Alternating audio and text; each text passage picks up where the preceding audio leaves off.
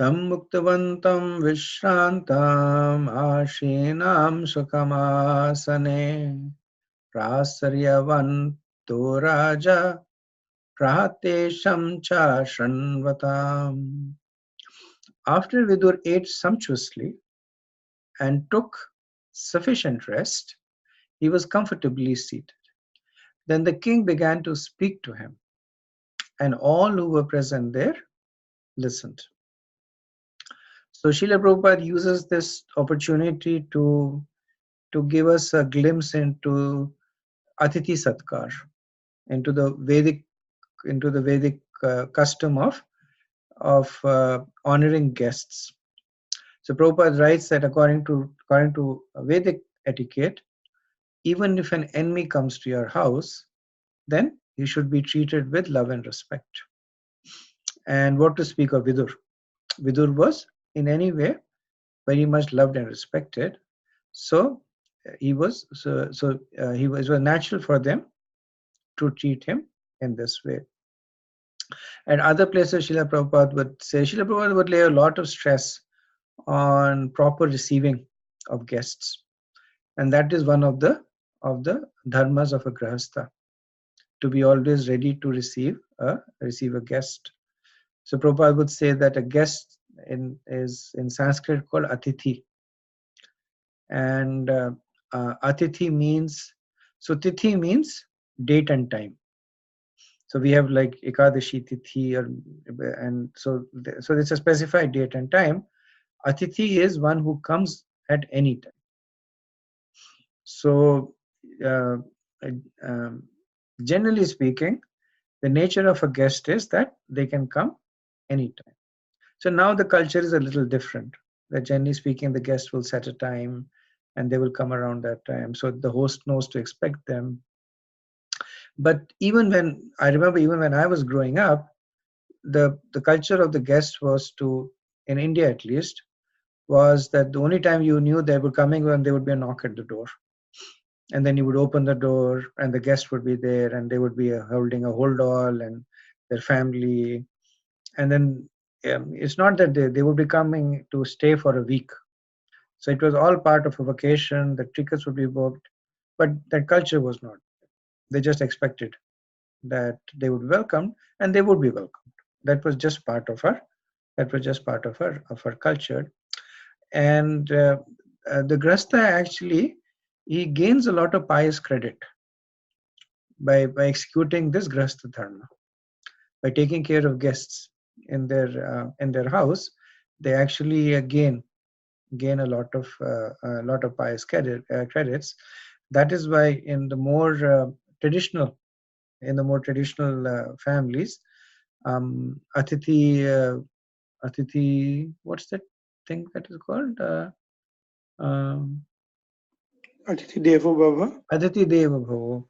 This term Atithi Deva Bhavo is often used to to to to give this position of respect to the guests. So the guests would come, and they generally get the best room in the house, and the host would give them the best preparations. So that culture was generally there of taking care of guests. We see that culture in Vaishnavas also. We may not see it in in uh, in traditional India. It is changing, but uh, in Vaishnavas we still see that very strongly. That another Vaishnav comes to the house, another guest comes to their house, and uh, they go out of the way to welcome them. Um, I think it is. I think it was Naraini Mataji who says that at the minimum, if a guest comes to the house, you should offer them three things. You should offer them a seat. You should offer them something to drink, and you should offer them pleasing words. So at least these three things should be offered. So even if a person is very poor, then the poorest of the poor can offer these three things. And after that, of course, if one is more opulent, they can offer more. So when Vidur comes, then we see that the royal residence in the palace, including Maharaj Yudhishthir, they all hurried to greet him with delight. So they were offering him pleasing words about uh, his welfare, their happiness to see. They offered him a seat. It said he was comfortably seated, and they offered him sumptuous food. So after all that had happened, then Maharaj Yudhishthir, he begins to inquire. So we see this decorum that uh, um,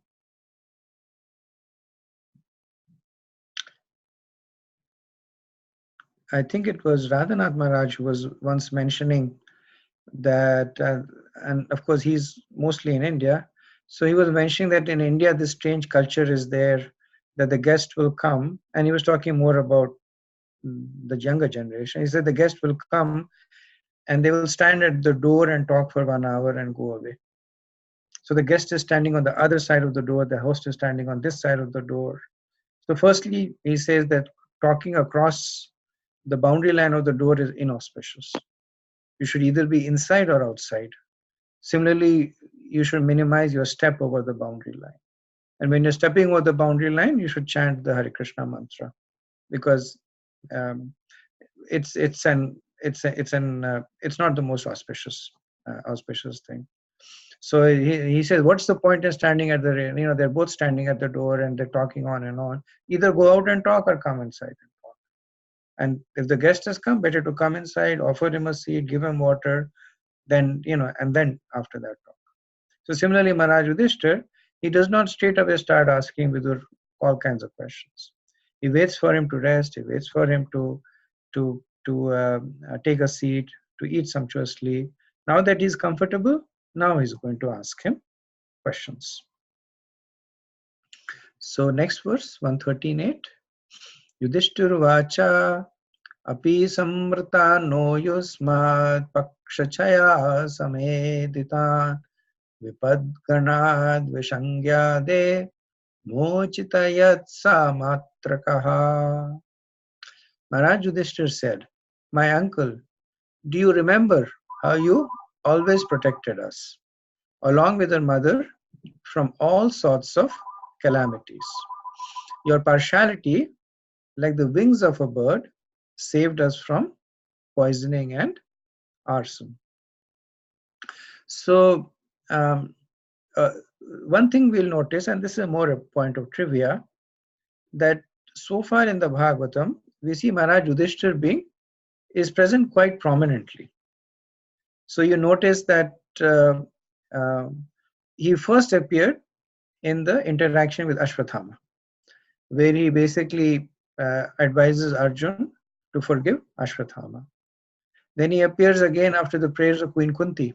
When Krishna is about to leave Dwarka, then Maharaj Yudhishthir stops him.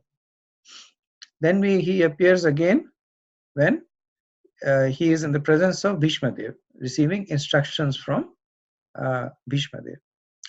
Then the 10th chapter, first canto 10th chapter, is all about the glories of the rule of Maharaj Yudhishthir. Then in the 12th chapter, Maharaj Yudhishthir inquires from Parishad Maharaj inquires about Parishad Maharaj from the Vipras. Now in this chapter, Maharaj Yudhishthir has appeared again, and he is inquiring about Vidur. And he will appear in the next 2 chapters also.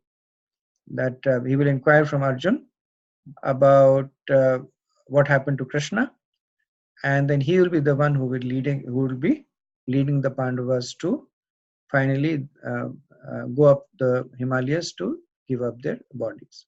And after that, Maharaj Yudhishthir disappears.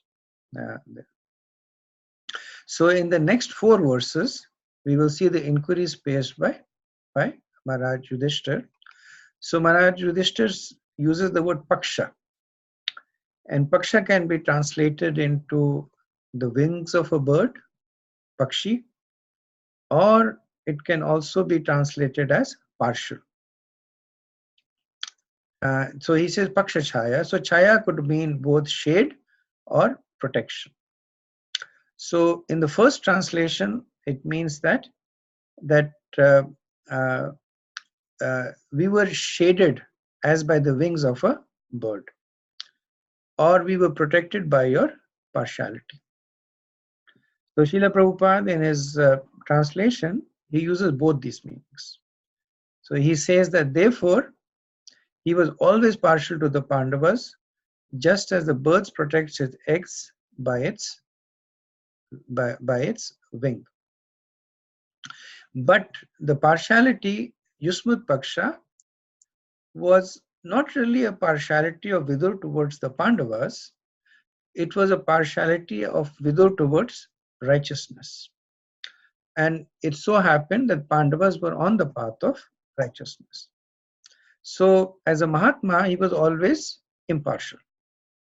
And we see in Mahabharata that he is equally keen to advise Duryodhan. He is equally keen to help Dhritarashtra. But he appears to be partial to Yudhishthir because the Pandavas were righteous and they were more receptive to his instructions. So that is why he actually reciprocated more towards them.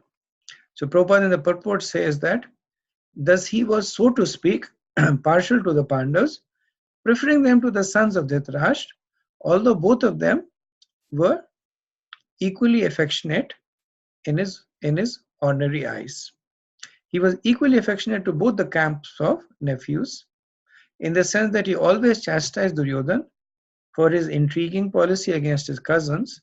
He always criticized his elder brother for his policy of encouragement to his sons, and at the same time he was always alert in giving special protection to the Pandavas.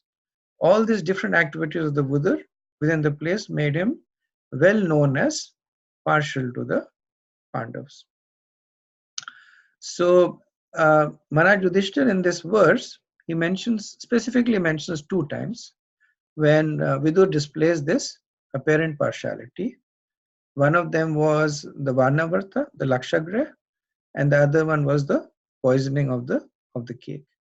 Now bear in mind that this conversation is also happening in the presence of Dhritarashtra. So both these intrigues were done either with the knowledge or with the blessings of Dhritarashtra. And Duryodhan, he is glorifying Vidur for protecting him against the intrigues that were engineered by Dhritarashtra. So this point later on Vidur will actually bring forth when he will criticize Dhritarashtra, that you're staying in the house of one that you tried to kill. And now he does not quote Yudhishthir, but Yudhishthir making this point establishes the point of reference for Vidur to refer to it. In the purport, Srila Prabhupada goes at a little bit of details in describing the Lakshagraha pastime. So I won't do that because all of you are very familiar with it. Prabhupada makes an interesting point that when Vidur meets Yudhishthir, then indirectly he indicates to him about the impending danger. And so Prabhupada says that this is in Mahabharata Adi Parva 144, where Vidur says, even a weapon not made of steel or any other material element can be more than sharp enough to kill an enemy. And he who knows this is never killed. So he was talking about weapon that is not made of steel, which is a weapon of fire, and basically saying, he was warning him that this is a danger that is coming up front. So being aware of a danger, you also get protection from that danger. Okay, we'll need we go to the next verse, 139. Kaya vritya varitam vas charad vikshiti mandalam तीर्थानि क्षेत्र मुख्यानि सेवितान्यः bhutale. While traveling on the surface of the earth, how did you maintain your livelihood? At which holy place and pilgrimage sites did you render service? So uh, the first thing that Yudhishthira does before placing his inquiries in front of Vidur is establishing his right to place those inquiries. So the whole process of inquiring and getting responses for their inquiry is very closely predicated to the adhikar. Srila Prabhupada would be asked similar questions and he would give different answers based on the person who was asking.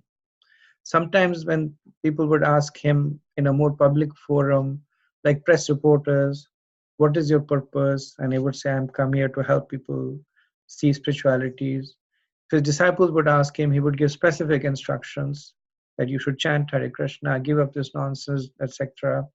Sometimes when he would see people opposing, he would smash them, saying that you're a rascal, you don't understand this. With some people, he had an interesting rasa. Like when he would go on walks in Bombay, there was this, I think his name was Gupta. He was a businessman. Agarwal, doctor. Hmm? Was he a doctor? I think he was a doctor. I Yeah, think Agarwal. Dr. Agarwal. So he had a lot of affection for Srila Prabhupada, but he was a Mayavadi. So he would walk along with Prabhupada and he would ask him questions, and Prabhupada would smash him. But he was good natured about it. And Prabhupada would call him rascal and he would call him a thief. And I think he was a businessman. He had a glass factory or something like that. So Prabhupada would say, you're stealing Prabhupada's sand and making glass and selling it as your own. So he would obviously eventually accept defeat. But the rasa was a little different. He didn't really change. He just liked Prabhupada's association. So Yudhishthira Maharaj, before asking these questions, he said, he lays his claim to the right to ask the questions. That you are always affectionate to us. You're partial. Now, Yudhishthira is not really glorifying himself. He's not saying that you're affectionate to us because we are great and because we are on the path of dharma and all that. He's simply saying that you are affectionate towards us. But the implicit point that he's making is that out of that affection, please be kind enough to answer the question that I'll be asking you in sufficient details. Because Vidur could have answered the questions in many ways. But Yudhishthira wants to get an in-depth understanding of the question. So that's why he's laid his claim that we were protected by you. the idea was really not to insult Dhritarashtra, because that was never Yudhishthira's view. That you protected us from the intrigue of this man sitting over here. That was not what Yudhishthira was coming from. But Vidur, like a devotee, uses everything in service. So he uses that also in service to make a point to Dhritarashtra.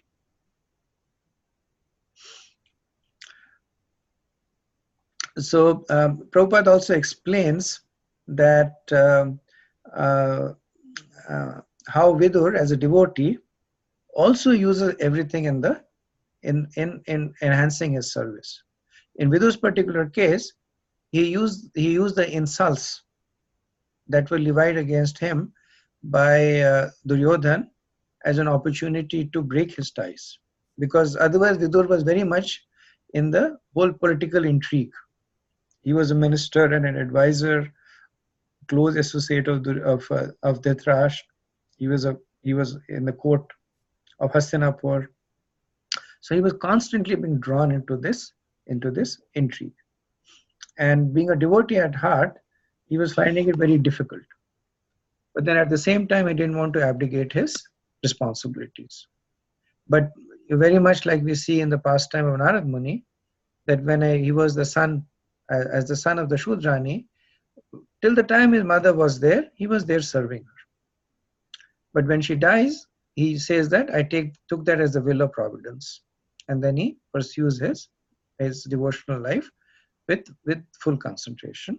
So that is exactly what Vidur also does.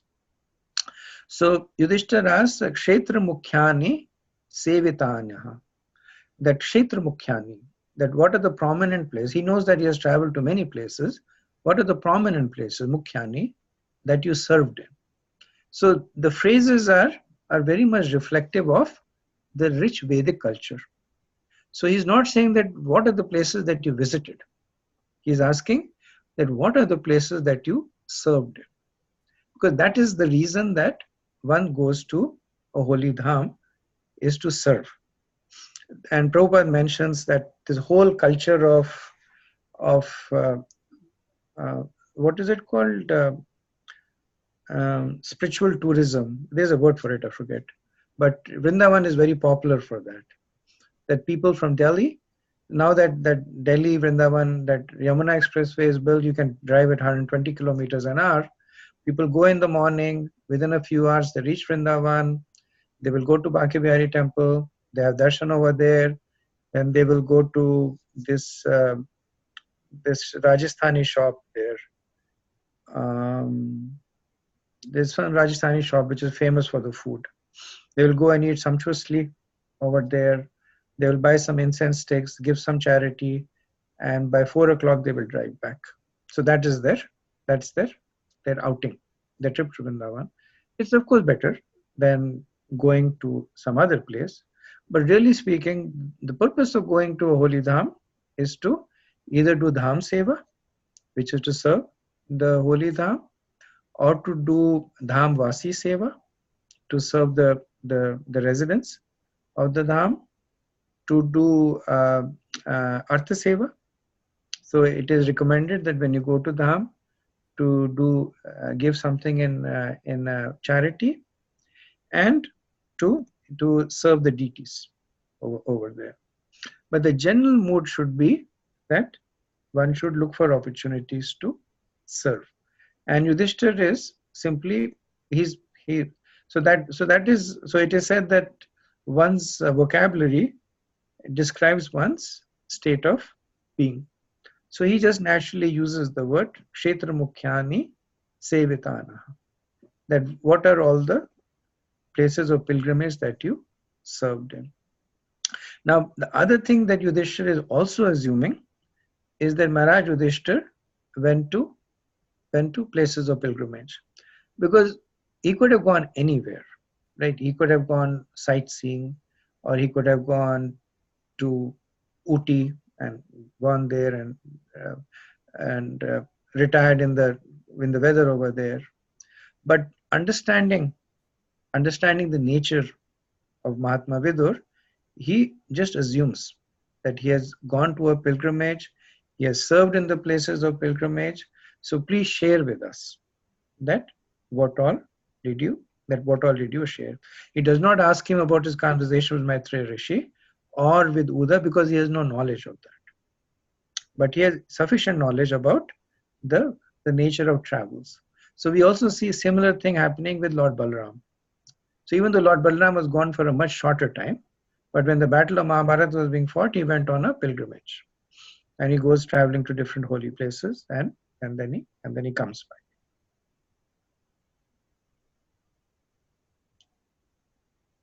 One 13:10. Bhavat-vida bhagavatas tirtha-bhuta swayam vibho tirti-kurvanti tirthani swantastena gadabrata. My Lord, devotees like your good self are verily holy places personified, because you carry the personality of Godhead within your heart. You turn all places into places of pilgrimage. So this is a fairly famous verse from the Bhagavatam that is often used in the glorification of Vaishnavas. So if you see the Vyasa Puja offerings of Srila Prabhupada, his disciples will quote this verse to describe Srila Prabhupada. The devotees like you are verily holy places personified. Why? Because you carry the personality of Godhead in your heart. So any place that you visit, you will make it as a place of pilgrimage. Srila Prabhupada used this verse to describe his own Guru Maharaj, Bhaktisiddhanta Saraswati Thakur. He said that my Guru Maharaj is a Vrindavan man. Anywhere, any place that he went, that place became Vrindavan because he always carried Krishna in his heart. In Chaitanya Charitamrita, this verse is quoted at least 4 times to glorify devotees. Devotees glorifying one another, they glorify using this verse.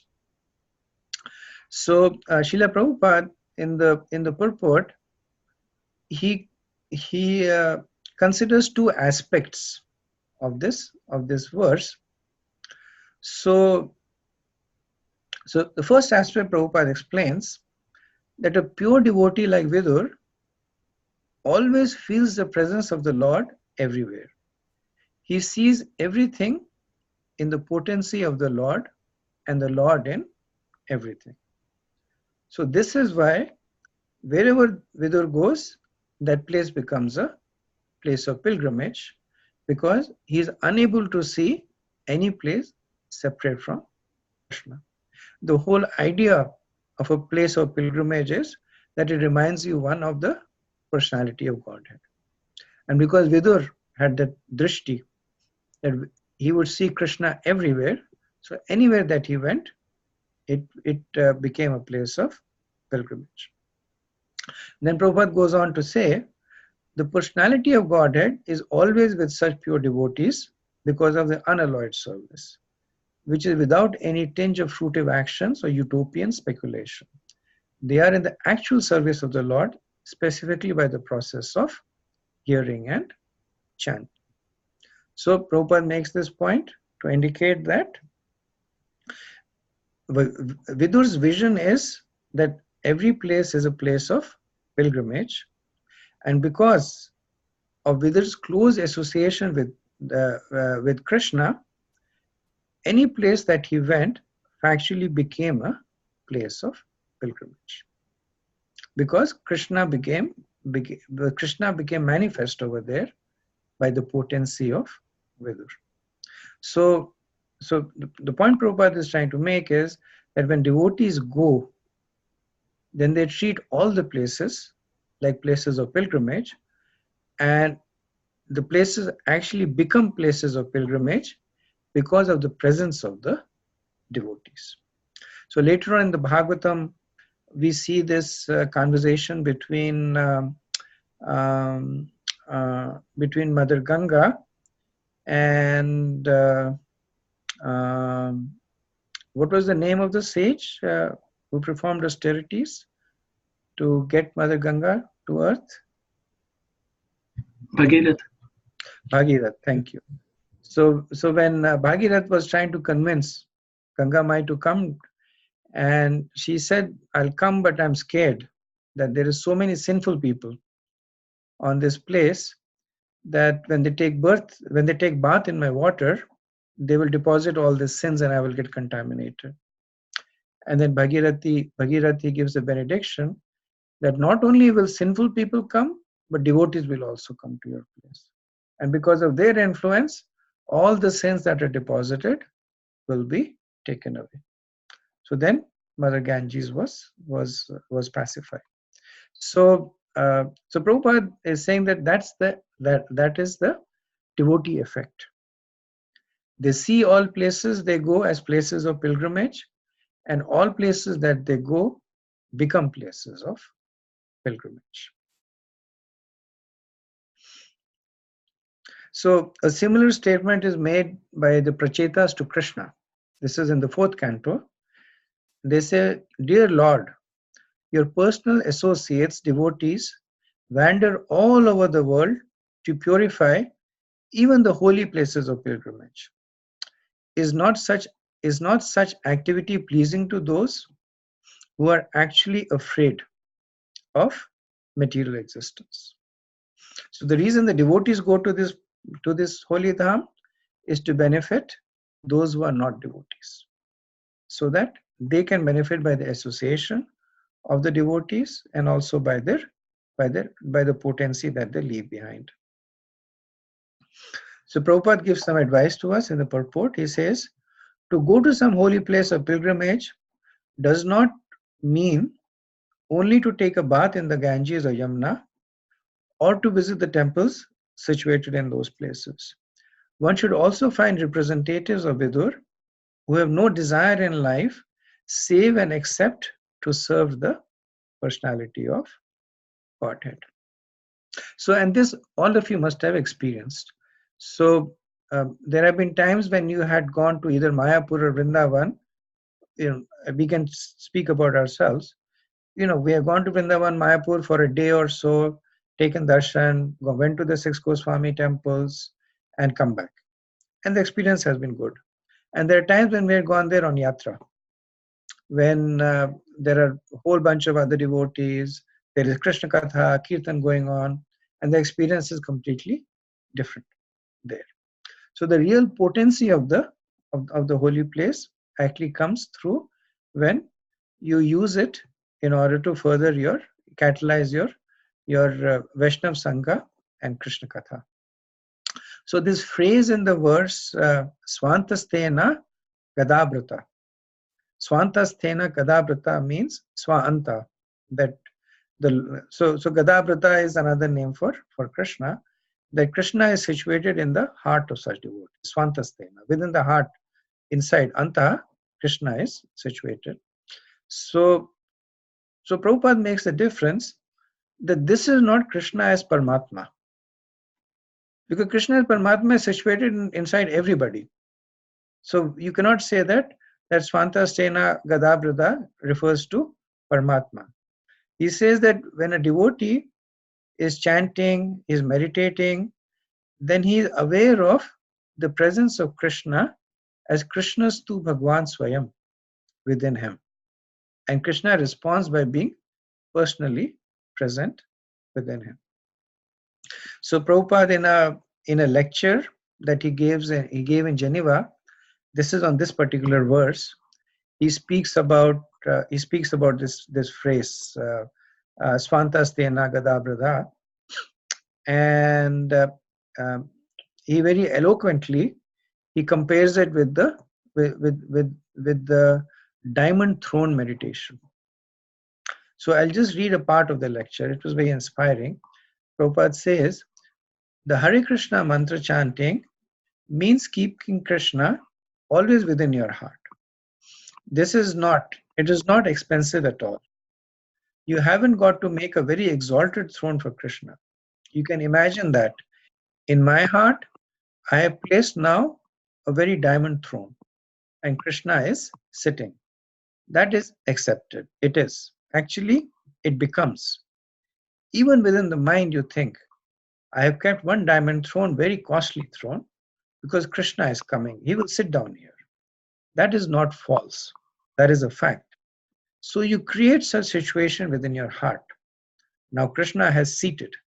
Let me wash his feet with Ganges water, Yamuna water. Now I change his dress to a first class, costly garments. Then I decorate with ornaments. Then I give him for eating. You can simply think of this. This is meditation. Swantastena Gadabrata. It is so nice thing. Anywhere you can sit down and think of Krishna sitting in your heart and you're receiving in so nice way. They are not false. They are also fact. It is so easy. So this is his lecture in Geneva in January 6th, 1974, when he's commenting on this verse 113:10.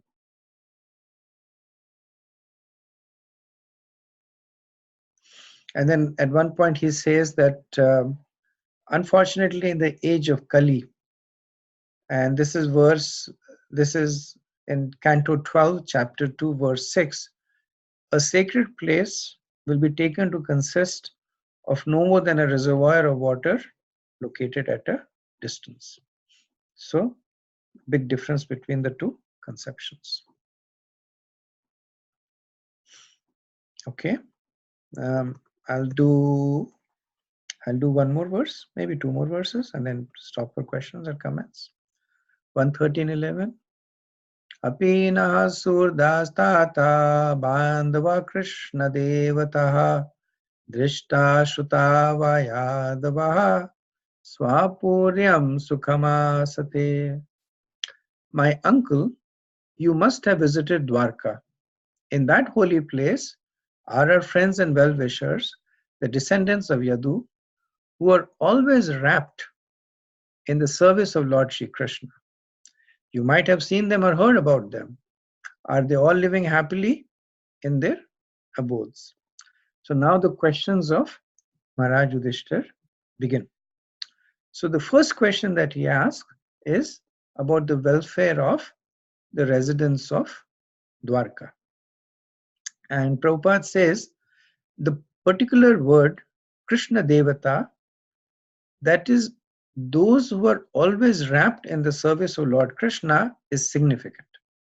The Yadavas and the Pandavas were always wrapped in the thought of the Lord Krishna and his different transcendental activities, were all pure devotees of the Lord, like Vidur. So he says Sukhamasate, that are they happy? And what Srila Prabhupada is explaining in the purport is that one naturally will inquire first about those that you feel closest to. And the reason that Yudhishthir is feeling closest to the Dwarka, residents of Dwarka, is because of their devotion to Krishna.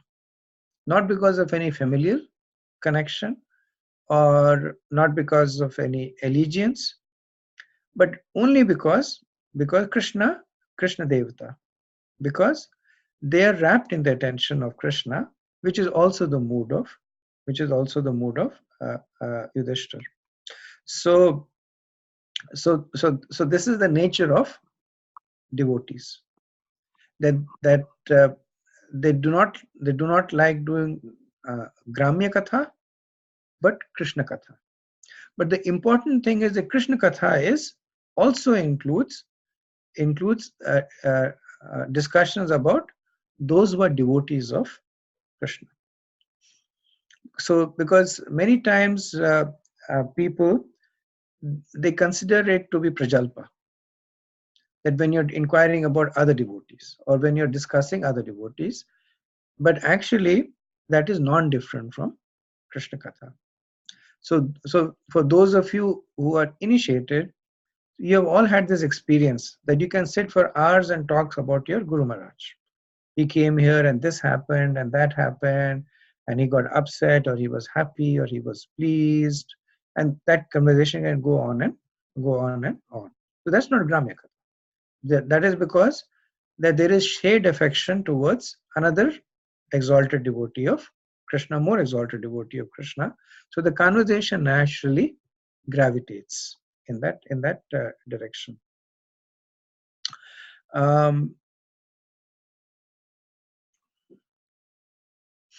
So Prabhupada mentions in the purport that Vidur left home in order to devote himself completely to the service of the Lord, but the Pandavas and the Yadavas were always wrapped in the thought of Lord Krishna. So Prabhupada is making the point that this quality of being absorbed in in Krishna is not necessarily predicated on leaving home. Vidur happened to use that activity to focus his attention on Krishna.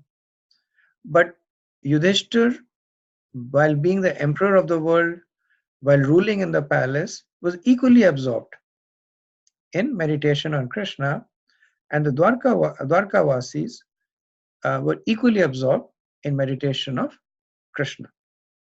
So anybody can make this their prime occupation, whether they are traveling renunciates or whether they are grahasthas busily working to support their family.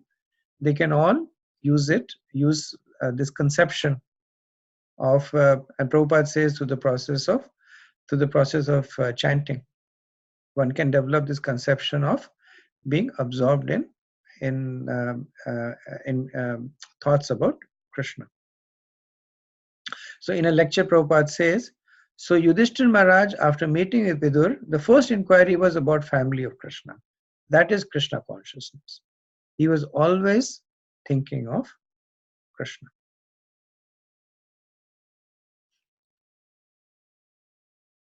Okay, I I I think I'll do the next two verses and then I'll stop after that. इत्युक्त धर्मराजेन सर्वं तत् समर्वणयत् यथानुभूतं कर्मशो वीणयादुकुलक्षयम् नन्नप्रियं दुर्विशां नृणां स्वयम् उपस्थितां नावेदयत् सकरुणो दुःखितान् द्रष्टुम् अक्षमः. So I combined, even though Prabhupada has two separate verses, I combined them just because it's easier. Prabhupada does not have a purport on 13. So Prabhupada actually in the in the next verse, 13 verse, he talks about the purport of 12 also. So that's why I combined it. So I'll just do the translation. Thus being questioned by Maharaj Yudhishthir, Mahatma Vidur gradually described everything he had personally experienced except the news of the annihilation of the Yadu dynasty. Compassionate Maharaj Vidur could not stand to see the Pandavas distressed at any time. Therefore, he did not disclose the unpalatable and unbearable incident because calamities come of their own accord.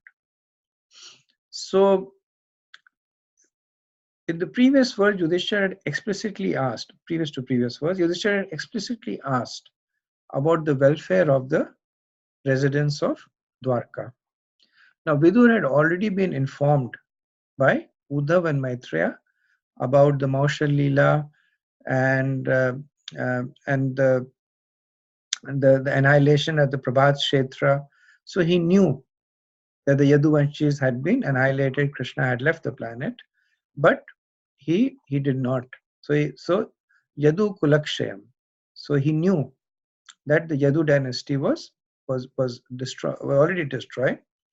But then he says that the Pandavas were very close to the Yadu, and it would have been very traumatic for them to hear this news.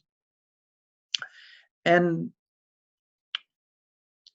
so there are two things in play over here. So Srila Prabhupada talks about the first thing in the purport. He says that according to Niti Shastra, civic laws, one should not speak an unpalatable truth to cause distress to others.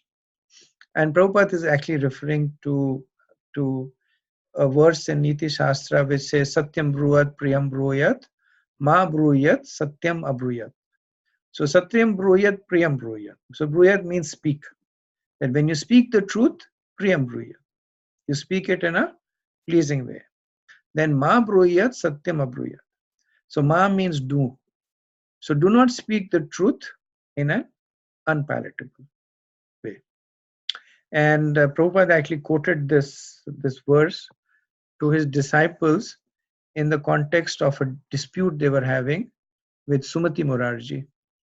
So Sumati Morarji, as you know, is the person who sponsored Srila Prabhupada when he first came on Jaldut. So Jaldut was a ship that belonged to Earth India Shipping, and she was the one who sponsored her the journey to the US. So Prabhupada was naturally felt indebted to her, and she was a Gujarati and basically a strong follower of Pushtimar.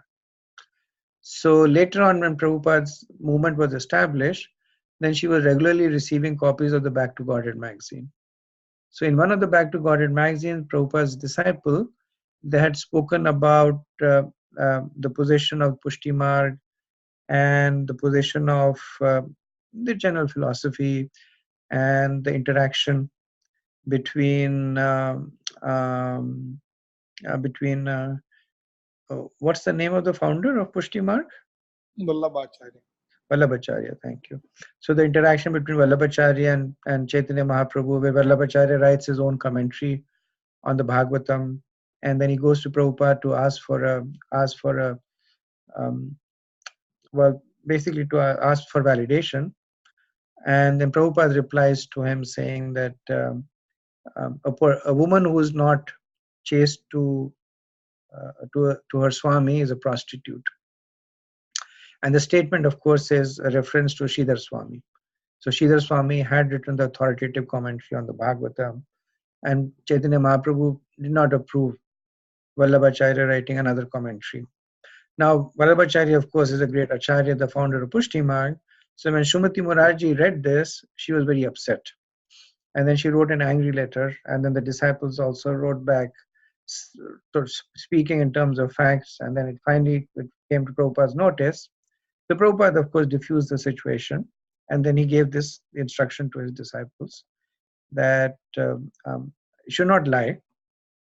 So you should speak the truth, but speak it in a way that it is palatable. If you cannot speak it in a palatable way, keep quiet. Though no need to offend. It's like you go to some person who's not Krishna conscious. Or let's assume you go to a person who's a meat eater and say that you're going to hell. So that person is not going to be, it's not going to help anybody. So the person is not going to give up meat eating just because you tell the person is going to hell, but the person will become inimical to you.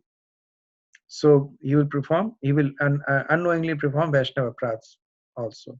So any hopes of him making devotional advancement, you have curtailed by this. So better to be quiet.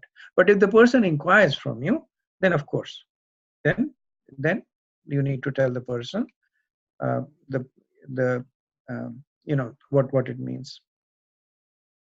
Um, Related to this also, this is Vishwanath Chakravarti Thakur. Um, it's kind of tangential, to some extent tangential, that why did Krishna allowed the Yadu Vansh to be destroyed? And he said there were two reasons. One was uh, uh, that he wanted to protect the world from the Brahman mentality. So the Brahman mentality, or some Brahman mentality, is if I'm born in the house of a Brahman, I'm a Brahman. So Krishna's fear was that these descendants of his will say that I'm born in the family of Krishna, so I am God. And he wanted to protect them from that mentality and others from that mentality.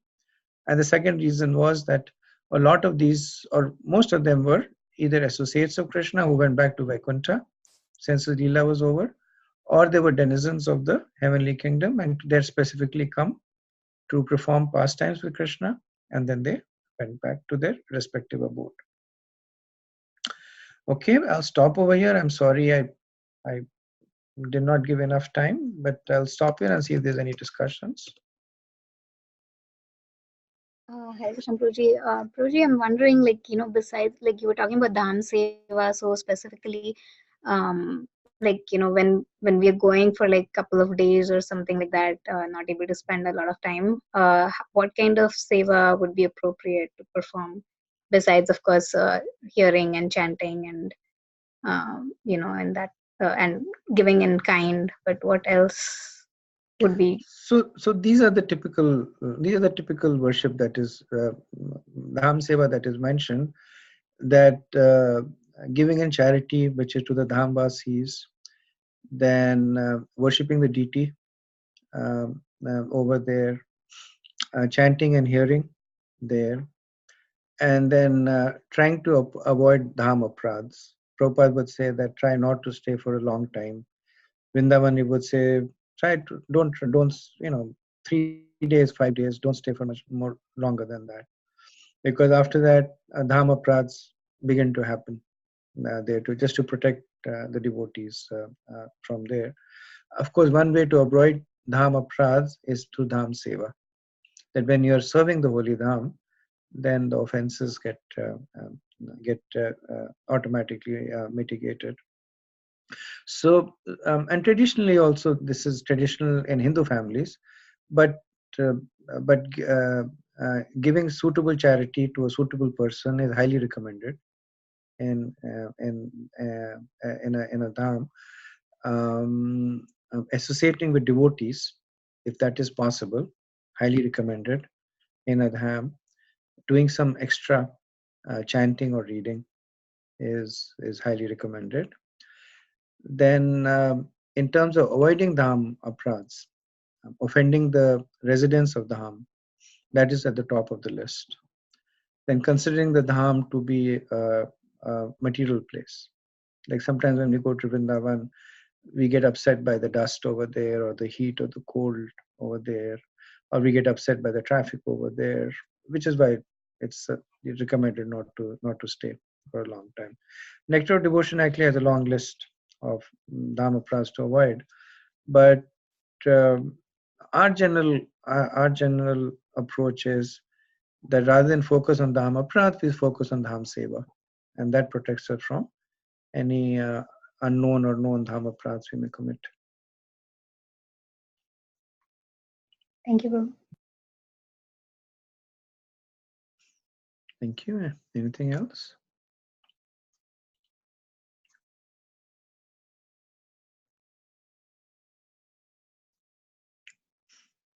Okay, so we'll end